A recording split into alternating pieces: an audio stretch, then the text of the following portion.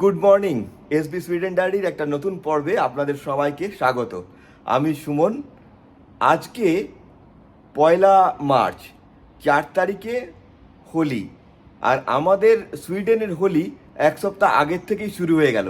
Actually আমরা দুটো Holi celebrate করব, অনেকগুলো গ্রুপ তো, যাতে ক্লাস না হয়ে যায় আর কি। তো এই উইকেন্ডে একটা, সামনের উইকেন্ডে একটা। আজকে আমরা যে হোলিটা সেলিব্রেট করছি, এটা প্রধানত আমাদের যে একটা গ্রুপ আছে যারা বেশিরভাগই হচ্ছে উত্তর ভারতীয় বলতে পারি, অবাঙালি গ্রুপ। রাজীবকে আপনারা অনেক ভিডিওতে দেখেছেন। রাজীবই মেন এটা অর্গানাইজ করছে, আমরাও তার সাথে আছি। আমরা আজকে হোলি সেলিব্রেট করছি। এখন আমি যাচ্ছি হলটাকে একটু ডেকোরেট করতে, আর বাবলিরা একটু পরে দুপুরবেলা যাবে হচ্ছে সেজে গুজে হোলি সেলিব্রেট করতে। আজকে যেহেতু শনিবার, একটু দেরি করে ঘুম থেকে ওঠা হয়েছে, উঠে একটু ব্রেকফাস্ট করে নিয়েছি। আর বাকি সমস্ত কিছু হবে হচ্ছে ওই হোলির জায়গায়। এখানে হোলি সেলিব্রেট করতে গেলে অনেক রকম নিয়ম, রং কোথায় লাগানো যাবে কোথায় লাগানো যাবে না, কোন জায়গাকে পরিষ্কার করে দিতে হবে, সমস্ত মেনে করতে হয়, তাই বেশ একটু চাপের ব্যাপার আছে। গত সপ্তাহে তো স্কি যখন করতে গিয়েছিলাম, অবিরাম তুষারপাত হচ্ছিল এবং টেম্পারেচারও অনেকটা নেমে গিয়েছিল। তবে হঠাৎ করে দেখলাম ঠিক দুদিনের মধ্যে টেম্পারেচার প্লাসে চলে গেল এবং সমস্ত যে স্নো ছিল রাস্তার চারপাশে সেগুলো গলে মেল্ট হয়ে গেছে। স্নো যখন মেল্ট হয় তখন কিন্তু খুব ভয়াবহ অবস্থা হয়। এক তো হচ্ছে ওপরে যখন হালকা করে বৃষ্টি পড়ে তখন একটা বরফের আস্তরণের মতো হয়ে যায়, সেটা খুব পিচ্ছিল হয় এবং সেখানে পড়ে যাওয়ার প্রচুর সম্ভাবনা থাকে এবং মানুষজন পড়েও যায়।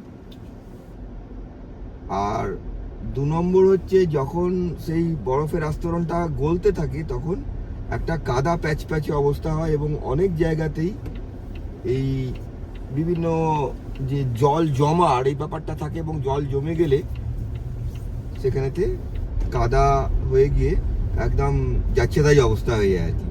তো যাই হোক, সেই অবস্থাটা খুব একটা সহ্য করতে হয়নি, কারণ টেম্পারেচারটা এতটাই বেড়ে গিয়েছিল, প্রায় 7-8 ডিগ্রি টেম্পারেচার। আজকে এখন টেম্পারেচার হচ্ছে প্রায় 10 ডিগ্রি।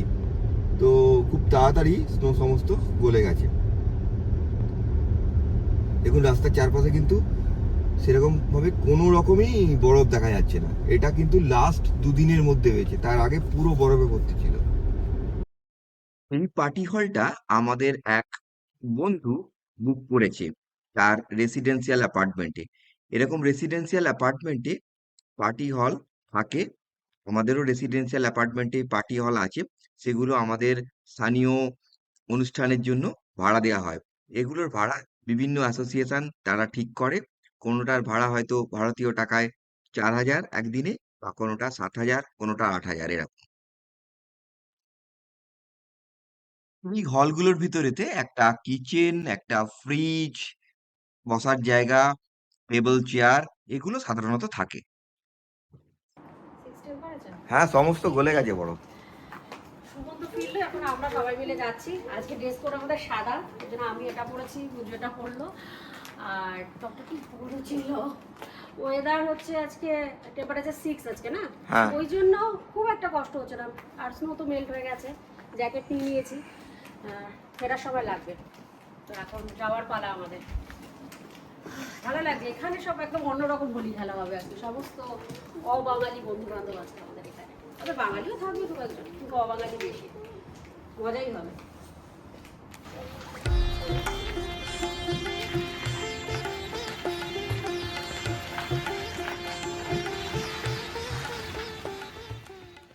আমরা যারা ভারতীয় তারা হয়তো এই ভারতীয় অনুষ্ঠানগুলোকে আঁকড়ে ধরেই আমাদের সত্তাটাকে বাঁচিয়ে রাখতে চাই এবং আমাদের পরবর্তী প্রজন্মের ভেতরেতেও যাতে সেই সত্তাটা আসে সেটার চেষ্টা করি।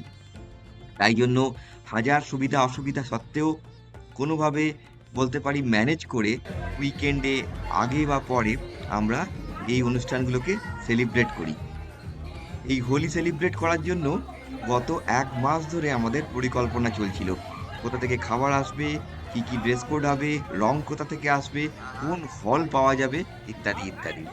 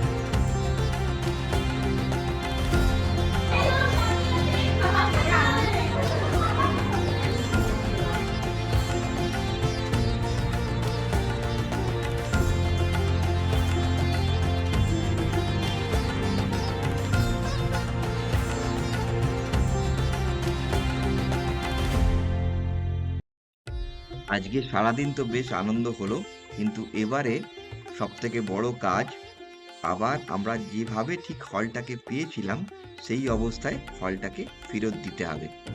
যখন হল নেওয়া হয় তখন আমরা একটা ছবি তুলে রাখি এবং পরবর্তীকালে যখন হলটা হ্যান্ডওভার করা হয় সেই ছবি মিলিয়ে প্রত্যেকটা জিনিস যাতে ঠিক করে থাকে সেটার ব্যবস্থাও কিন্তু করে দেওয়ার দায়িত্ব যারা হল নিচ্ছে তাদের। না হলে কিন্তু বেশ মোটা অঙ্কের জরিমানা করতে হয়। অরিজিৎ পিএইচডি করায়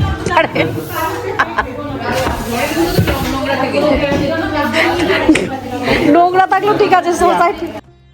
আসলে এই হচ্ছে হোলি খেলার সমস্যা। আর এখন যেহেতু ঠান্ডা বাইরে, চারদিকে বেশ হাওয়া দিচ্ছে, সেহেতু এই ঘরের ভেতরেতেই রং খেলা হলো এবং ঘরের ভেতরেতে রং খেলার ফলেতে যেটা হবার সেটাই হয়েছে। দেওয়ালে, ফ্লোরে সমস্ত জায়গায় রং লেগেছে। এখন এগুলো তুলতে বেশ পরিশ্রম করতে হবে।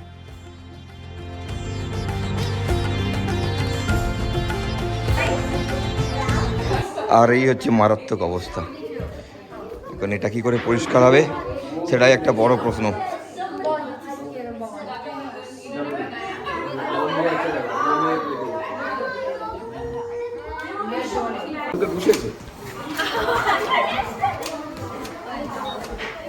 যতটা তোলা যায় তোলা যাবে, আর তার বাকিটা তো কিছু করা যাবে না।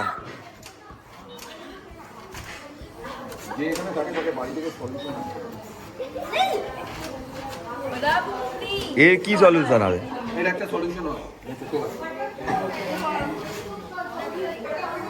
আর একটা টিস্যু পায়, ওটা দিলে উঠে যায়। একটু কষ্ট করে করতে হবে, উঠে যায়।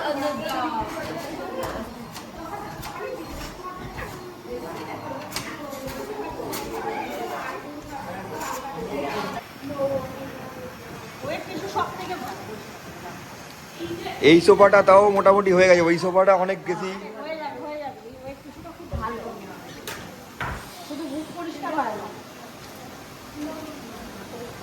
আর বোঝা যাচ্ছে না ও আমরা যেটা করি বেশি একদম সেই না, আমরা না আবার অন্য লোকের নোংরাটাও পরিষ্কার করে যাই, বেশি ভালো।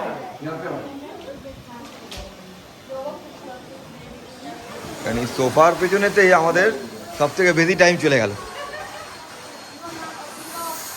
এই যে পুরো বোঝা যাচ্ছে, দেখো সারাটা পুরো।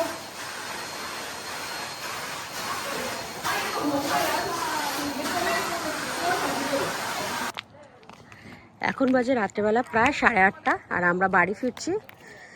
সমস্ত কিছু পরিষ্কার করে অনেকটা ক্লিন করা হয়েছে। হ্যাঁ বাই। কিন্তু এখনও বেশ 2-4টে জায়গায় কালার লেগে রয়েছে। তো সুমন এখন থাকবে আর সব বন্ধুবান্ধবরাও রয়েছে, ওরা সবাই মিলে একটু ক্লিন করবে, তারপরে বাড়ি যাব। আর এই যে দেখুন স্নো মেল্ট হয়ে যাচ্ছিলো, কিন্তু এখনও মাঝে মাঝে কিছু কিছু জায়গায় কিন্তু এরমভাবে একটুখানি স্নো জমে আছে।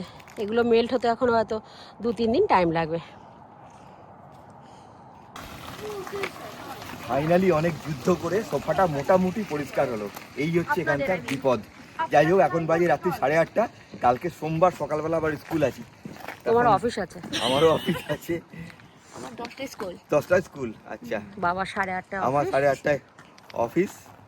রাত্রি বাজে 8:30, বেশ ঠান্ডা লাগছে, এবার জ্যাকেটটা পরে নিতে হবে। এখন সুমন থাকবে, তার সুমনরা পরে যাবে। আমার আরেক বন্ধু যাচ্ছে বাড়িতে, তার সাথে আমরা এখন ফিরে যাব, আমি আর বুঝু, কারণ স্নান টান করতে হবে, করে কালকের জন্য তৈরি হতে হবে। তো আজকের ব্লগটা এখানেই শেষ করলাম। সবাই ভালো থাকবেন, নতুন ব্লগে আবার আপনাদের সাথে দেখা।